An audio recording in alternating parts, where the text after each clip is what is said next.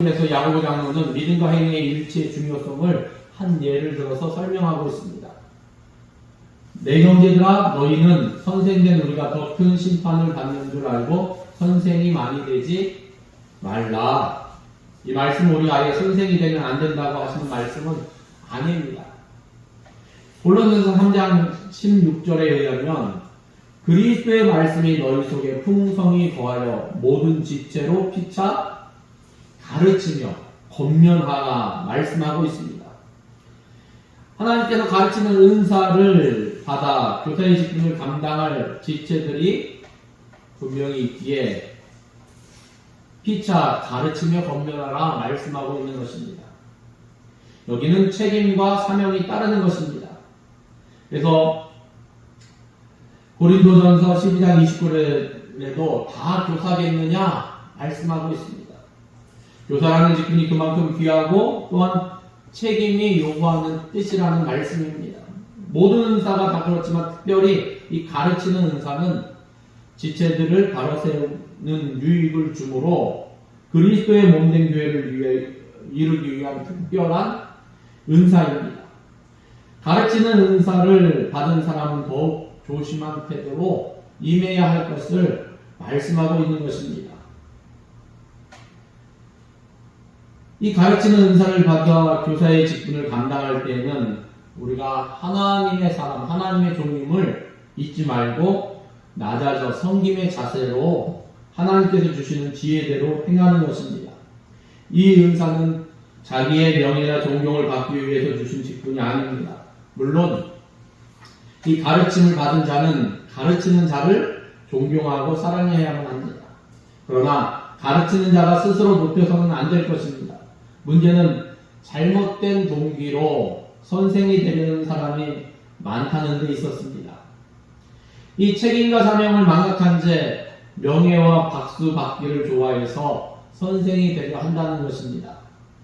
여기서 많이에 해당하는 이 플로이라는 단어는 관사가 없는 복수형으로 쓰여서 대다수의 사람들을 의미하고 있습니다. 그러니까 아무나 선생이 되려고 하는 것을 경계하라는 말씀입니다. 함부로 선생이 되지 말라는 것입니다. 우리는 이 말씀을 통해 당시 초대교회 안에 내재되고 있는 문제들을 알 수 있을 것입니다. 유대교회에서 납비계층은 사회적으로 대단한 존경과 특권을 받았습니다. 초대교회는 아직 유대교 전통이 남아있었기 때문에 선생이 되고자 하는 열망이 있었습니다. 존경의 대상이고 또한 무언가 권위를 가지고 있는 대상이었기 때문에 누구든지 아무나 교사가 되려고 했다는 것입니다. 그러다 보니까 가르치는 자로서 소양과 자질이 부족한 이들이 선생이 됨으로써 교회 안에서 잘못된 가르침을 베푸는 그러한 문제들이 발생하였습니다. 가르치는 자가 모범이 되지 못하는 그러한 문제들, 그 외에 여러 다양한 문제들이 발생했던 것으로 보여집니다. 이 야고보는 이러한 풍토를 책망하며 현재 가르치는 직분을 가진 자들과 그 직분을 멸망하는 자들에게 주의 깊은 경고를 주고 있는 것입니다. 조심성 없이 잘못된 동기로 다른 지체들에게 선생이 되어 가르치려고 해서는 안 된다는 것을 강조해 주신 말씀입니다. 오늘 말씀 그 당시 교회의 상황을 우리는 엿보는데 교회 안에 세상의 가치가 침투해 있었기 때문입니다. 세상의 가치는 어떻습니까? 스스로 높아지려는 가치입니다. 섬기기보다는 섬김을 받으려는 가치입니다. 높이 올라가는 자가 인정받는 가치입니다. 철저하게 황제 논리, 이 만몬의 논리가 세상의 가치입니다. 황제 논리는 무엇입니까? 높아지려면 높은 사람이 존경함을 받고 또 기득권을 누리는 것입니다. 만몬의 논리는 무엇입니까? 모든 것이 다 물질 중심, 돈 중심이라는 것입니다. 교회 안에 이런 가치들이 들어왔기 때문에 그러한 것을 따라 교사가 되려고 했다는 것입니다. 반대로 주님의 가치는 무엇입니까? 우리 주님이 가르쳐 주신 기준은 무엇입니까? 낮은 곳으로 내려가는 가치입니다. 좁은 길로 가는 가치입니다. 다른 이의 발을 씻기는 가치입니다. 철저하게 자기를 부인하고 자기 십자가를 지고 주님을 쫓아가는 가치입니다. 근데 초대교회가 설립된 지 얼마 되지 않아 교회 안에 이런 세상의 가치가 침투하기 시작한 것입니다. 교회 안에서 스스로 높아지기를 원하는 사람들이 생겨나고 그것 때문에 시기하고 다투는 일이 생겨났습니다. 믿음이 생활화되지 않고 말만 앞세우고 행실이 따라오지 않는 사람들, 곧 언행일치가 되지 않는 사람들조차도 선생이 되기를 원했다는 것입니다. 이것을 깨달은 야고보 장로는 교회 안에서 선생이 많이 되지 말라 충고하고 있는 것입니다. 그렇다면 오늘날 과연 이 한국교회 안에는 어떠한 가치가 우세하고 있습니까? 예수님의 제자들이 한때 누가 높냐 하는 가치를 가지고 논쟁을 벌인 적이 있습니다. 예수님은 그들의 모습을 보고 슬퍼하셨습니다. 너희 중에 그렇지 않아야 하나니 너희 중에 누구든지 크고자 하는 자는 너희를 섬기는 자가 되고 너희 중에 누구든지 으뜸이 되고자 하는 자는 너희의 종이 되어야 하리라 말씀하셨습니다. 교회 안에 이런 세상의 가치가 침투하는 것을 막아야 한다는 것입니다. 이것이 교회를 무너뜨리는 사단의 계획입니다. 직분은 계급이나 권력이 아닙니다. 명예가 아닙니다. 봉사와 헌신을 위해 그 역할을 나누어 놓은 것에 불과합니다. 그런데도 현대 개신교회 안에서는 직분이 일종의 계급처럼 보이는 것은 어떻게 보면 불행한 일입니다. 우리가 냉철하게 살펴보면 교회가 종교개혁을 일으킨 이유가 무엇입니까? 천주교회에서 개신교가 분리되어 나온 이유가 무엇입니까? 그것은 바로 이러한 것을 깨기 위해서 나왔습니다. 세상 가치가 교회 안에 들어와 있기 때문에 성경으로 돌아가자. 성경의 가치를 찾고자 했던 것입니다. 그 중에 하나가 만인 제사장 사상입니다. 이것은 더 이상 하나님과 우리 사이에 이어줄 지상의 제사장은 존재하지 않는다는 것입니다.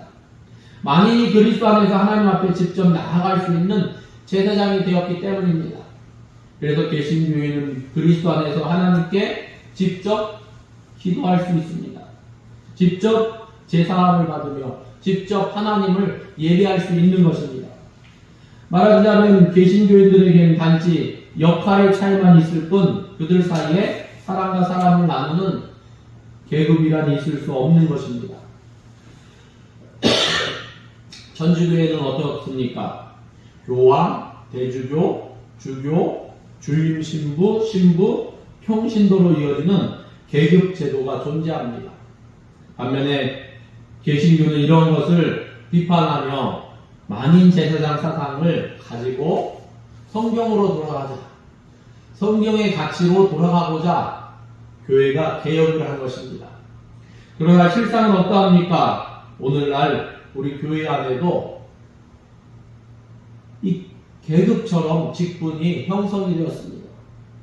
총회장, 노회장, 목사, 장로, 권사, 집사, 일반 교인 등 일종의 계급처럼 사람들이 인식하기 시작했습니다.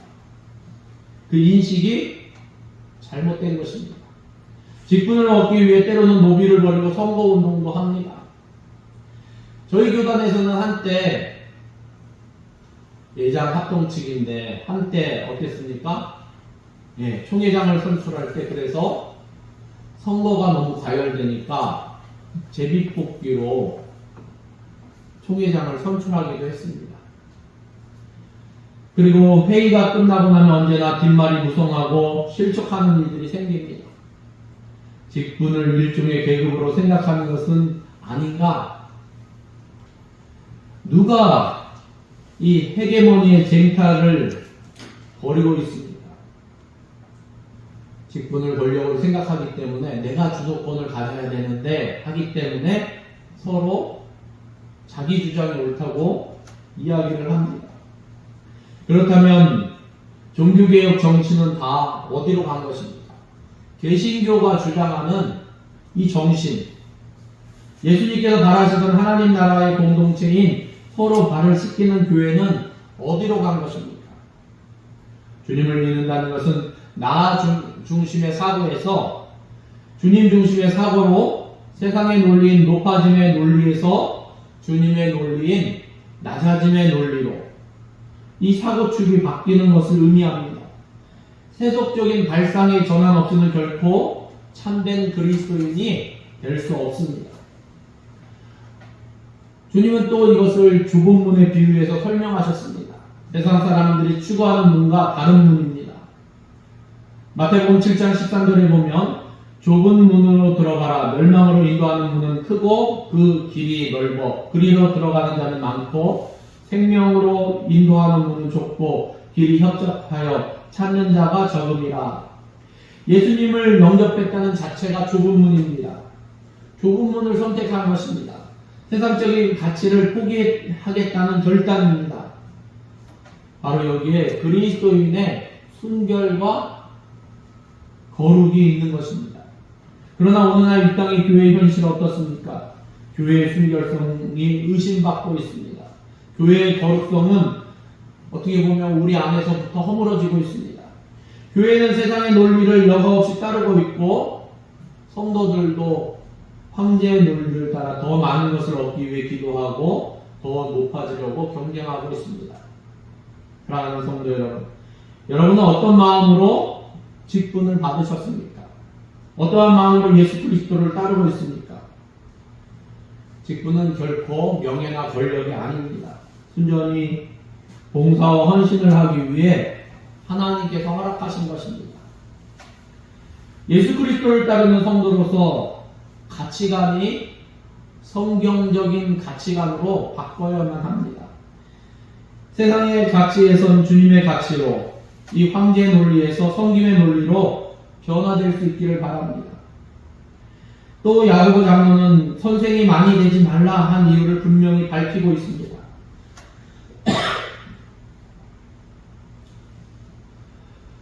하나는 모든 사람이 하나님의 심판대 앞에 서게 될 것이기 때문입니다. 인류 역사상 모든 존재했던 모든 불신자들이나 더불어 믿는 성도들도 이 세상 마지막 날에는 하나님의 심판대 앞에 서게 될 것입니다.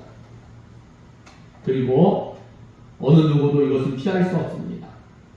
그리고 선악간에 행한 것을 따라 심판을 받을 것입니다. 또 하나는 많이 받은 자에게 많은 것을 요구하신다는 것입니다. 예수님은 마지막 날 심판 때의 일을 비유하시면서 이렇게 말씀하셨습니다. 누가복음 12장 46절에 보니까 생각하지 않은 날 알지 못하는 시각에 그 종의 주인이 이르러 엄히 때리고 신실하지 아니한 자에 받는 벌을 처하리니 주인의 뜻을 알고도 준비하지 아니하고 그 뜻대로 행하지 아니한 종은 많이 맞을 것이요 알지 못하고 맞을 일을 행한 종은 적게 맞으리니 물은 많이 받은 자에게는 많이 요구할 것이요 많이 맡은 자에게는 많이 달라 할 것이니라. 주님의 뜻을 알고도 준비하지 아니하고 그 뜻대로 행하지 아니한 종은 많이 맞을 것이라고 말씀합니다. 그리고 물은 많이 받은 자에게는 많이 요구할 것을 많이 맡은 자에게는 많이 달라 할 것이라고 말씀하십니다. 예수님은 바리새인들의 가르침을 존중하셨습니다. 그래서 저희들의 말하는 바는 행하고 지키라. 그러나 저희의 하는 행위는 본받지 말라. 저희는 말만 하고 행치 아니한다. 이것이 무슨 말씀입니까? 언행일치가 안 된다는 말씀입니다. 선생 자격이 없음을 말하는 것입니다. 이 바리새인들은 알고도 행하지 아니하였기 때문에 더 큰 심판을 받게 될 것을 말씀하십니다. 많은 달란트를 만든 사람들이기 때문에 많은 것을 요구받을 것이라고 말씀하신 것입니다. 사랑하는 성도 여러분, 이 말씀은 선생이 되지 말라는 말씀이 아닙니다. 제대로 된 선생이 되라는 말씀입니다. 순종과 헌신의 결심 없이 그저 명예욕이나 그 무엇 때문에 선생이 되지 말라고 말씀하신 것입니다. 그리고 선생된 자들은 책임과 사명을 다하라는 말씀입니다. 가르치는 은사뿐만 아니라 내게 주신 모든 은사가 다 마찬가지입니다. 내 명예를 높이라고 주신 것이 아니라 교회의 덕을 세우고 성도들을 돕고 나아가 하나님께 영광을 돌리라고 주신 은사입니다. 저와 여러분은 오늘 말씀을 통해서 언행일치, 말과 행함이 일치된 삶을 살아가도록 노력하면서 그 사명과 직분을 감당할 수 있기를 바랍니다. 나를 높이는 것이 아니라 성도를 높이고 성도를 돕고 교회를 세우고 또 하나님의 영광을 높일 수 있는, 그러므로 그리스도인다움, 그리고 때로는 내가 선생된 자가 됐을 때는 책임과 사명을 다할 수 있는 그러한 하나님의 사람들 되기를 예수님의 이름으로 부탁드립니다. 기도하시겠습니다. 하나님 감사합니다.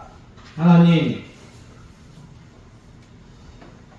맡은 자에게 구할 것은 충성이라고 말씀하셨는데, 하나님, 우리가 맡은 것, 이것이 계급이 아님을 우리가 알기를 원합니다.